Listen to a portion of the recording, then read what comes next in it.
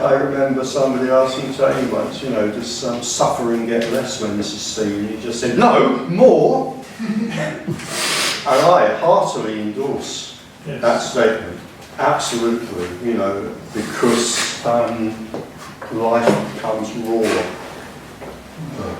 Life becomes more raw because although it can be damnably uncomfortable to be living as a neurotic person, nevertheless there is something about neurosis that dampens down the extremes of suffering.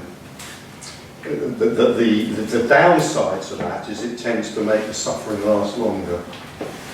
And I make this distinction between, I mean, some people sort of buy this, some people don't, it doesn't matter, but I make this distinction between what could be called natural feelings and neurotic feelings. And a natural feeling is like anger, sadness, joy, fear, love, those natural feelings. And by and large, they don't cause an enormous amount of problems for the psychophysical system.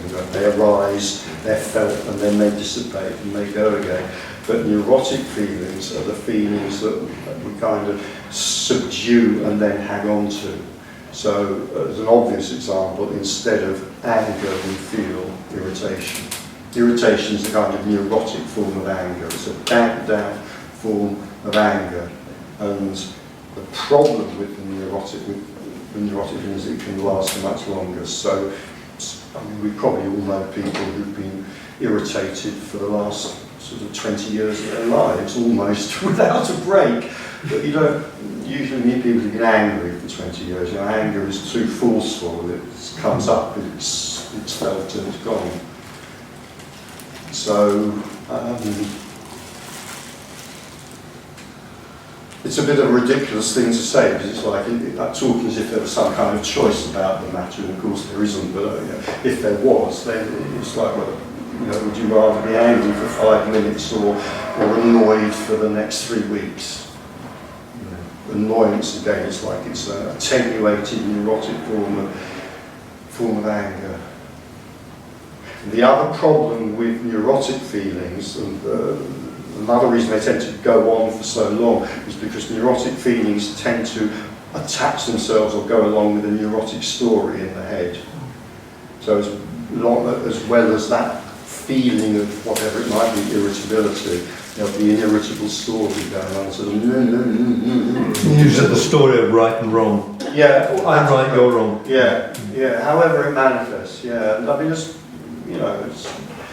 we know, these feelings and such can go on interminably. What tends to happen when the self collapses is that maybe all of the neurosis will go, maybe it won't, but probably some of the neurosis will go. There'll be a less neurotic life lived after that. And so it's likely that feelings, all natural feelings, will be felt more strongly.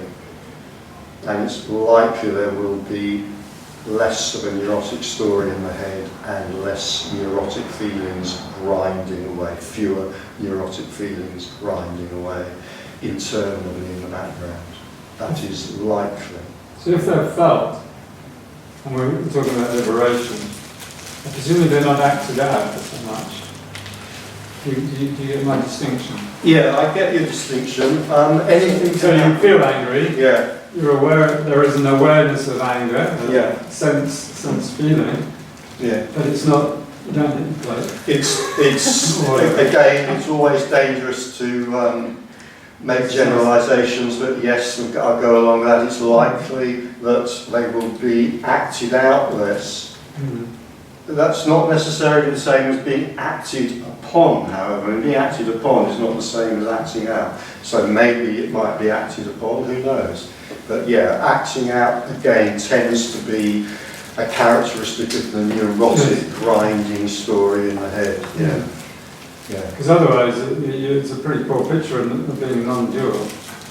If you feel more pain, and yet there's more of everything, more joy, more pain. Just don't put it on the flyer. We cut ourselves off from all feelings, or we cut ourselves off from none. This is the point in these afternoons where I always end up quoting the same Korean master, Zen master, who said, nobody knows sorrow like a Zen master. You know. Yes. Just, I mean, this is one of the kind of truisms of, you know, of therapy and so forth, but, you know, the system can't really be selective.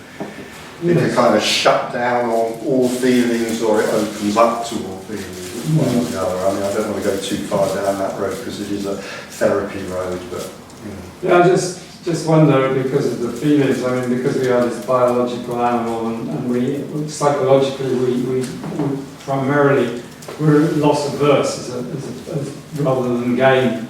So usually, people everywhere, they're much more averse to loss. Oh, loss right, means okay. twice as much as a gain. Yeah. We're animals, we're always out, who's after us?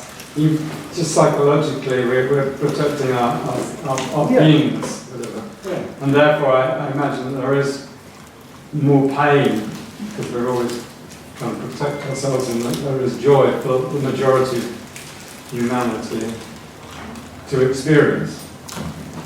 If you know what I mean. Yeah, Joy, I'm not going to comment, but yeah, I think I know what you mean. Yeah, I mean, we are evolved. Yeah, I'm trying to move away from all this, but most of our pain now is psychological rather than danger Yeah, from the tiger jumping on us. Yeah. etc. yeah.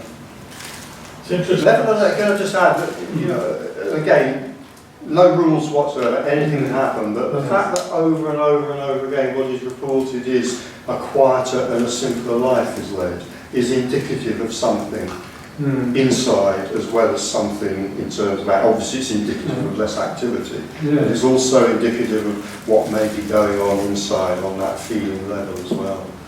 You know, I mean, again, activity is one of the ways, one of the things we do to escape our uncomfortable feelings. So if that need is not there anymore or has lessened, then it's quite understandable that a quieter life should be led. Yes, yes, yes. It's wonderful. I've heard it said that we're not Which is afraid. wonderful. We're not afraid of death. We're afraid of losing what we've got. Yeah, that's, yeah. Fear around death is really kind of fascinating because I don't know whether there's an equal number of people who fear that there may not be an afterlife as fear that there may be. It's kind of, you know. Yes. And again, the stuff around death, it's understandable. It's a bit of a mystery to the person. It's understandable we should make up so many stories around it. Yeah. What I find particularly intriguing about non-duality is what it does to free will. Go on.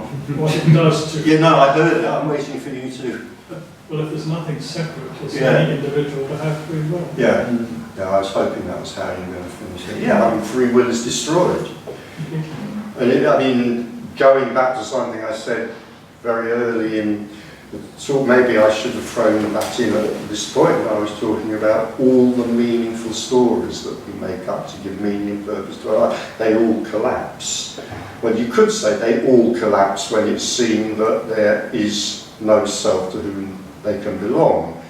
I mean, I've described this before. If you think of all the sort of religious and spiritual philosophies and the other meaningful philosophies of the world as a great complicated building, you know, we don't have to dismantle them brick by brick. We just take out the stone which consists of the self. As soon as that stone's gone, the whole thing collapses. There's nothing to sustain it anymore.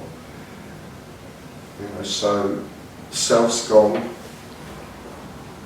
Stories of meaning and purpose have gone. Yeah, but that's another way of putting it. Self's gone, free will's gone. All of those stories rely on free will. And one of the interesting things, I think, is the mind is so clever that even if we take Eastern philosophies, which are absolutely philosophies of no self, they become very cleverly constructed by the mind, so that there is, as it were, a kind of self there that kind of has free will, so that we can build lovely stories of morality and purpose onto those. Like, for example, the story of karma. I mean, that's kind of one of the most obvious examples of that. But no, absolutely.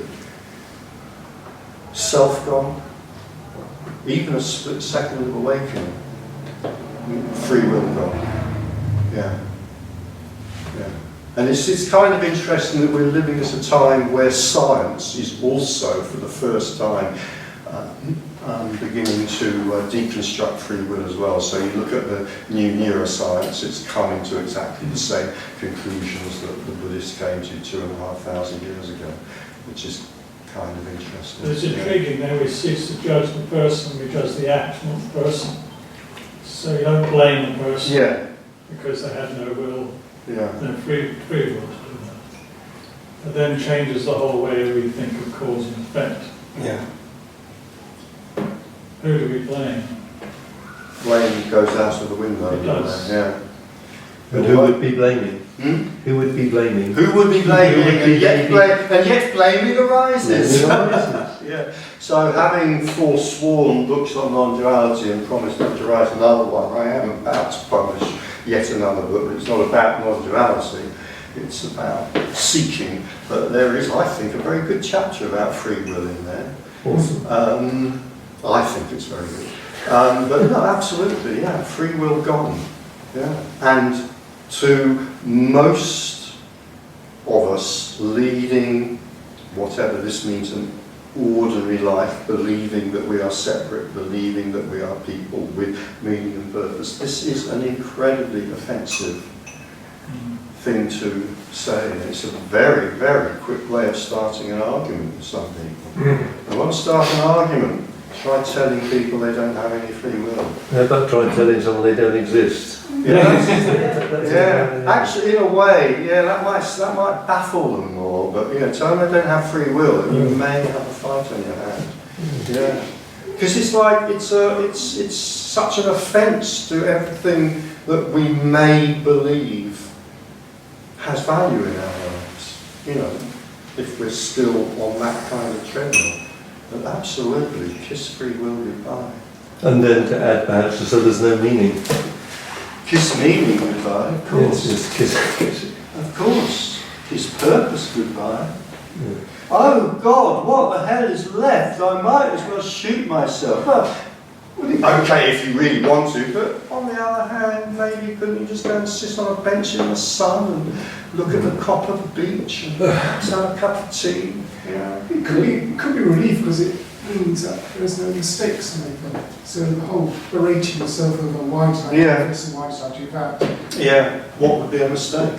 Self-judgment would disappear, and judgment of others would disappear, Yeah.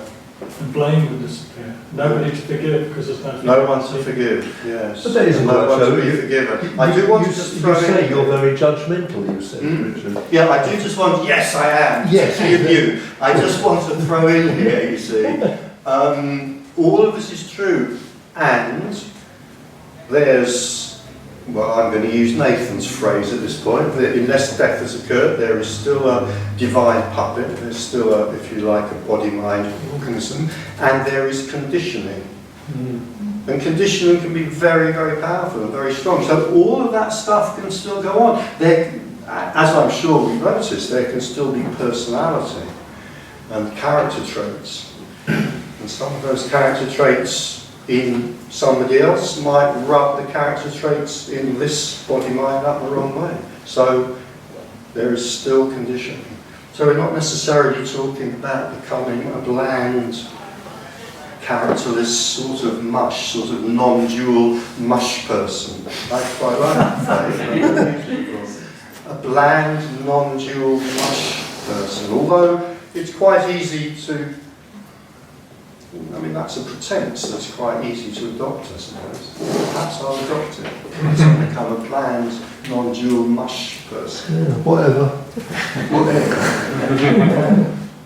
Now, there is conditioning. And so I have indeed said that, and I'll stick by that statement, whatever it was. What was it? I'm very opinionated. I'm very judgmental. Judgmental, absolutely, yeah. Definitely, that's one of my characteristics. Well, taking a non-dual position has to be judgmental in some judgmental way. Sure. You know what I mean? Because it's taking a position, and Go I'm not sure. I'm not sure that I'm judgmental about. I'm not suggesting you, positions. I'm just saying taking up that position. Well, it can become. It can, yeah. I mean, it's like any position can. You know, it's like, have I got an investment? Do I feel I've got an investment in this? I mean, this is why it's so easy to start a fight by suggesting to someone that free will doesn't exist. Because most of us have a very powerful investment in the idea that I have free will. You know, a lot of us feel, well, that's one of the things that is most important in terms of making me a person. Yeah. Intriguing thing about non-duality, it has no position. No. No, I mean, we can't even be clever and say, oh, it has all positions. In a way it does, because it embraces everything, but no, of course not. As soon as it has a position, in a sense, it's become dualistic. Yes. Yeah. So it has no position. Yeah. The thing is, if you say no self-will, I mean, this is just the I'm personally agree with this. But if you say there's no self-will, then people are going to pop up and say, well, people are just not responsible for what they do. Yes. There's that whole argument, and then people do really bad things. Should you just say, well, they had no self-will, they just did it, and we all just forget about it? That isn't going to happen. And that's, Well, everything changes. the argument. I'm not saying. No, absolutely. No, somebody, in fact, it's in the second book, somebody actually, and they were a friend of mine, came to one of my talks, heard this stuff about free will and said, well, if what you're saying is true, that means I can go out and start killing people and shit. I mean, this is the way it gets twisted. Yeah. And it's like, well, hang on a minute, if you don't have free will, how can you, but that is often the kind of, this is often the response you get, that somehow to assert that is an assault on morality, Yes. which it most definitely is not. But it might be seen as an assault on the kind of moralities we constructed as stories, like, for example, religious moralities, because religious moralities absolutely depend on the idea that somehow there is this free will, this wonderful freedom of choice. It's Christianity is absolutely. Free will. Yeah. Although you notice that even in the Eastern philosophies, which, I mean, the mind's very tricky, so you take, within Buddhism, for the philosophy of no self, but equally you get arising quite tricky, skillfully thought out philosophies that somehow absolutely still insist on free will, even though there's no self to operate that free will. And you can get very subtle, very complex philosophies. Well, what I find Reason to interesting is justify that if it. you don't have free will, you still suffer the consequence of your actions. It's a different way of looking at it. So you'll still suffer the consequence even though you don't have free will. Well, I think Mooji put this wonderfully when somebody asked him about this. There's something about, so I can go out and sort of kill people on the streets if I want to, then if there's no free will. And Moody said, well, The judge can still if it's all a dream, exactly. Yeah, Moody said, well, if you don't mind being chased by the dream police and tried by a dream judge and put in a dream prison, well, of course. Yeah. But, so it answers its own question. it does indeed, yeah.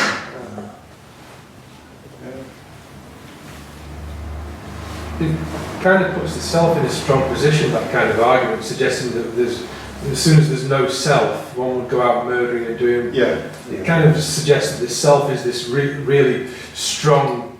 It's not so big as that, I don't think. The self, isn't it? Yeah. I mean, the obvious response to this friend of mine who made the mistake of coming to one of my meetings and said, so what you're saying is I can go out and kill people if I want to visit myself. I mean, the obvious response is that this person, I mean, you don't know her, but just trust me on this, she did not have the personality or the character of a murderer. I mean, it's as simple as that, isn't it? I mean, I have to say that Tony did mention recently that it wasn't Mozart who produced his music, it was, nothing. Yeah, nothing Mozart. And then he said it wasn't Hitler who killed everything. Yeah. So, to which the judgmental partner goes, why would this energy, say unconditional love, inspire Hitler or work for Hitler to all Marx who kill millions and produce all this devastation and all that stuff in the world. And bearing in mind the word with which you started that question, what am I going to say is my answer. Why would non-duality, why would oneness? I'm going to say what I always say, that that why questions are questions for the mind. It is impossible to answer them without making up a story. Yeah. If you want an answer, then have whatever story you like. Fair enough. I mean, the Christian story could account for that. The Buddhist story of karma could account for that. You could make up certain of your own. This is the problem with the why stories. It's also the reason I won't go there. Usually. Sometimes I get trapped into going there, but I try to avoid it. Isn't it fascinating? That's one question small children ask all the time. Why? Why? Yeah. Well, in a way it's kind of different, because in a way what children are often asking when they seem to be asking why is really they're asking how does the world work physically, why does the moon rise in the sky? So that's kind of how questions are quite useful to ask sometimes. How does this work? How does that work? But the why question can only be answered with a story. Yeah.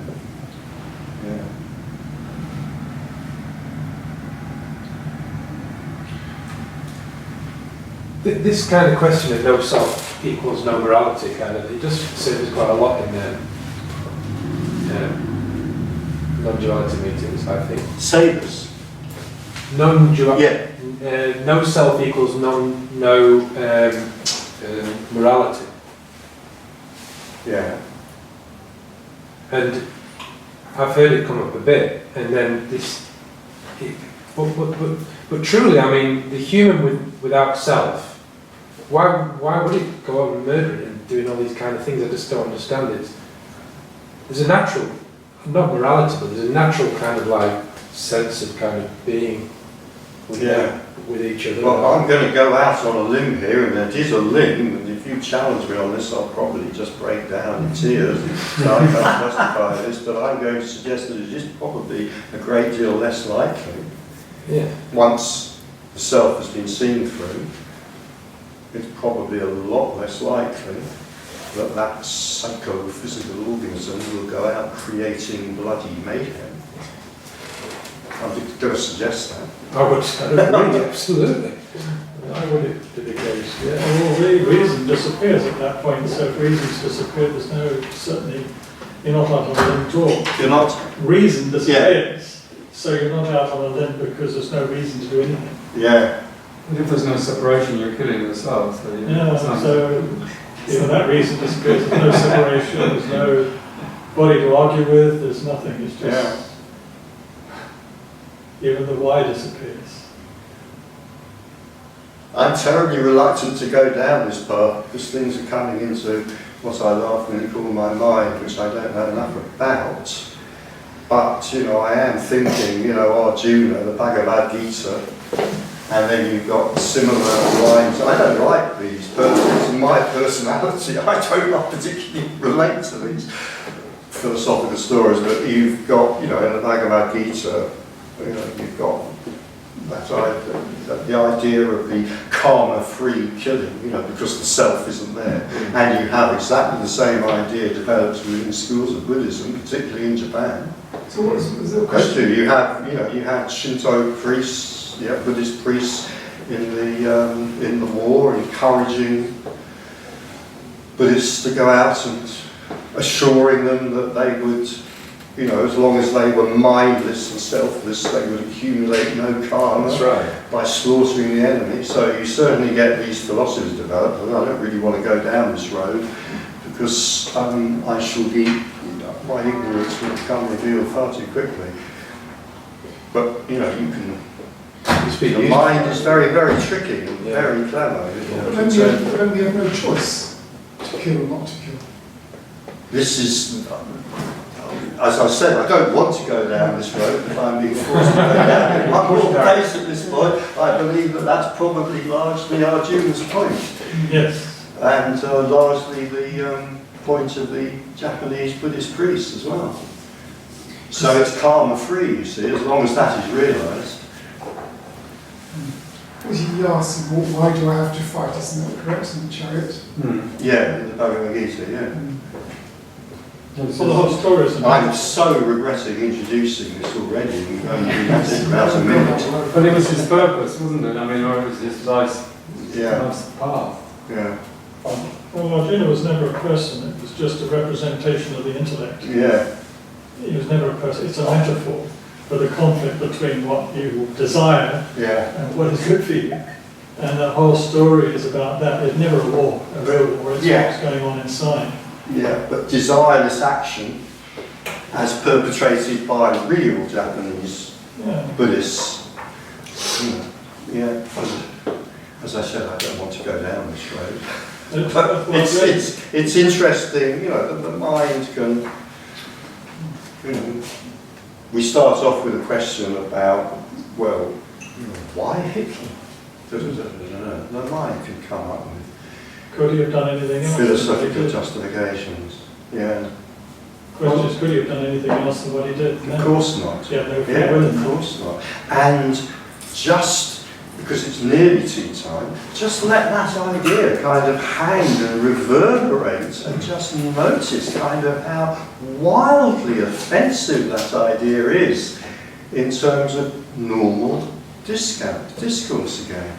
I mean, maybe we've just discovered another way of starting an argument, almost as good as telling somebody sitting in a pub that they have no free will. Absolutely, of course. Yeah. And in a way, that's the whole point of this part of this discussion, and yet we can probably hear how offensive that is to the normal way of thinking, in which people absolutely have the choice, free choice, or are assumed to. Yeah.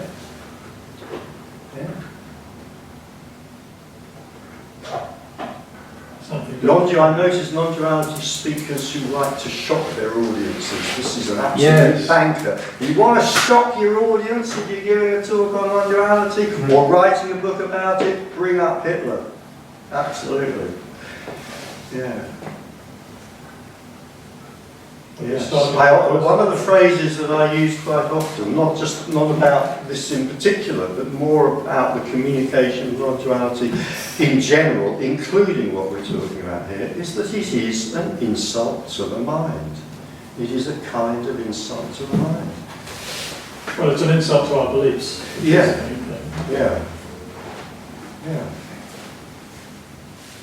Yes, absolutely. Yeah.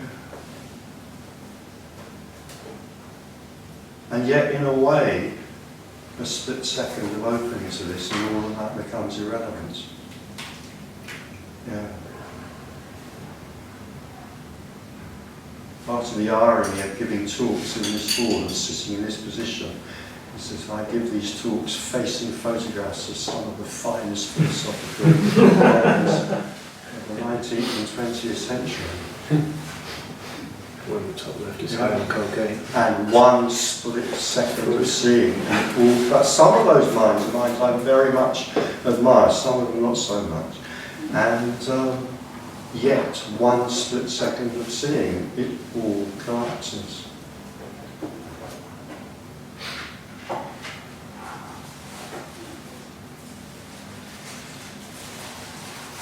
Lacanian psychotherapy, a story. Jungian psychotherapy, a story. Langian psychotherapy, a story.